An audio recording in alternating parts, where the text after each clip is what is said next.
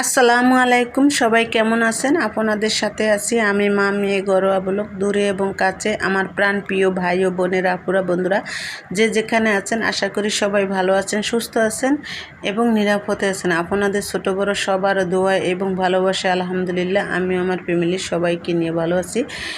আজকে একটা রেসিপি নিয়ে আসছি। রেসিপিটা হলো করলা, তিতামুক্ত করলার রেসিপি। তিতামুক্ত করলার রেসিপিটা কেমন জানেন? আমি আজকে করলারে কুচি কুচি করে কেটে তারপরে লবণ দিয়ে মাখায় রাখছি।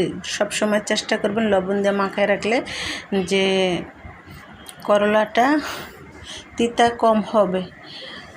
আর এই যে দেখেন চুলাতে গ্যাস একদম কম, মনে হইতেছে ভাজতে খুবই কষ্ট হবে। তারপরে কি করব, খাবার তো খেতে হবে, তাই ভাবলাম যে গ্যাস কম আছে, তাইলে আমি করলাটা ভেজে নিই। আর করলা ভাজতে হলে গ্যাসের চুলাটা বাড়ানোর দরকার হয় না, একদম কম গ্যাসে করলা ভাজা যায়। আমি কড়াইতে তেল দিয়ে দিলাম, সাথে কিছু কাঁচামরিচ আর পেঁয়াজ কুচি দিয়ে দিবে। যে পেঁয়াজ কুচি আর হলো কাঁচামরিচ, এই দুটা দিয়ে দিব।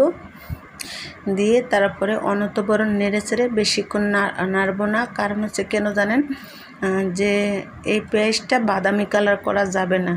যদি বাদামি কালার করা হয় তাহলে করলার ভাজার কালারটা সুন্দর হবে না।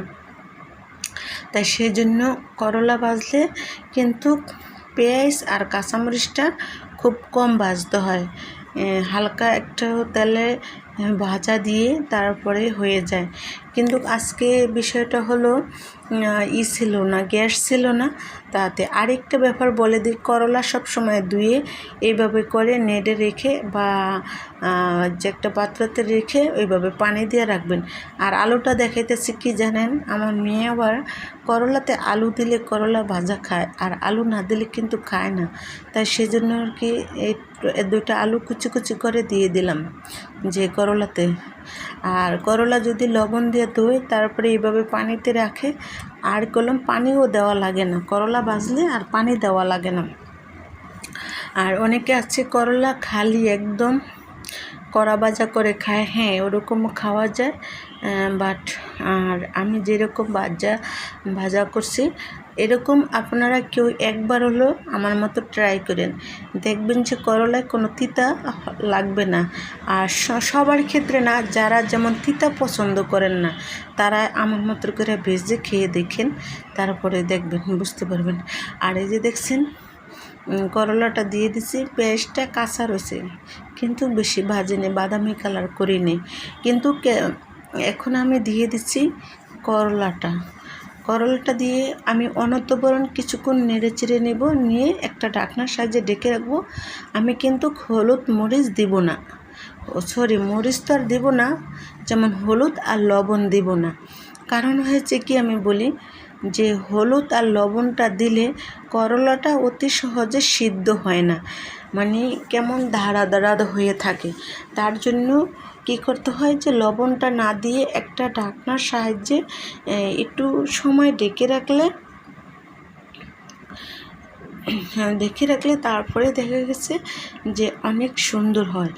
আর দেখা গেছে যে একদম সফট হয়ে যায়, তাইলে অনেকটা সুবিধা। ঠিক আছে, আমি ঢাকনাটা তুলে নিলাম বলতে হ্যাঁ, ঢাকনাটা দিয়ে দিলাম। এখন ঢাকনাটা দিয়ে একটু সময় ঢেকে রাখলাম, তারপরে ঢাকনাটা তুলে নিলাম। তুলে নিয়ে আবার অনর্থবরণ নেড়ে চেড়ে দিলাম।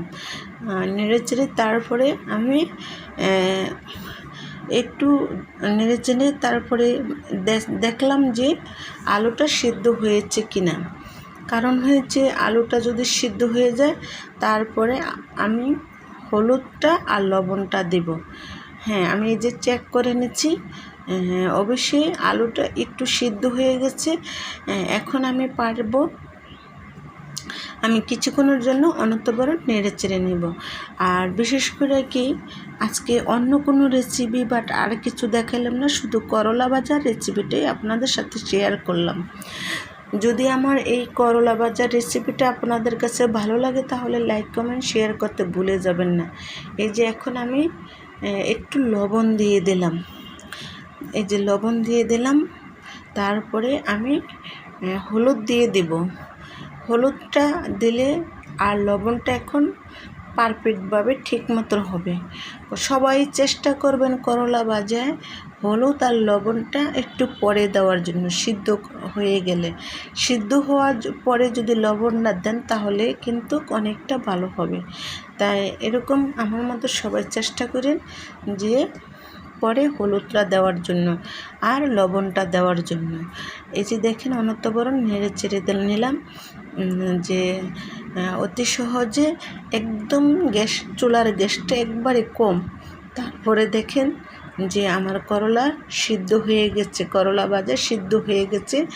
আর কিছুক্ষণ চুলাতে থাকলে করলা ভাজাটা হয়ে যাবে। দেখে তো বুঝতেই পারছেন যে করলা ভাজাটা কীরকম হয়েছে। এখন আমি একটা ঢাকনার সাহায্যে আমি ডেকে রাখবো কিছুক্ষণের জন্য একটা ঢাকনার সাহায্যে ডেকে রাখবো। এখন আমি ঢাকনাটা তুলে নিলাম। তুলে নেওয়ার পরে আমি অনন্তবরণ নেড়ে চেড়ে দিলাম। যে নেড়ে চেড়ে দেওয়ার পরে দেখা গেছে যে আমার করলা আলু দুটোই একসাথে সিদ্ধ হয়ে গেছে। দেখতেই পাচ্ছেন আমি করলা ভাজাটা কীরকম কালার হয়েছে, অনেক সুন্দর কালার হয়েছে।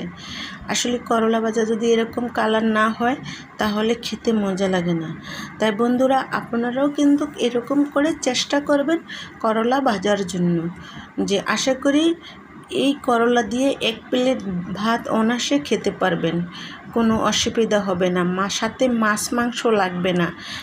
আমি সেম যেভাবে রান্না করেছি আপনারাও এইভাবেই রান্নাটা করবেন, এই করলা ভাজাটা করবেন। আমি হয়তো রান্না করে ভাজা ভেজে নিচ্ছি আর কি, করলাটা ভেজে নিচ্ছি। আর 1 ফোঁটা পানিও আমি দেই নাই, যে আলু সিদ্ধ হইতে যে পানি লাগবে আমি সেই পানিটা পর্যন্ত কলম দেইনি।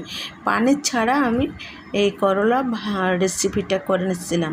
তাই সবাই ভালো থাকবেন, সুস্থ থাকবেন। আল্লাহ হাফেজ, আসসালামু আলাইকুম।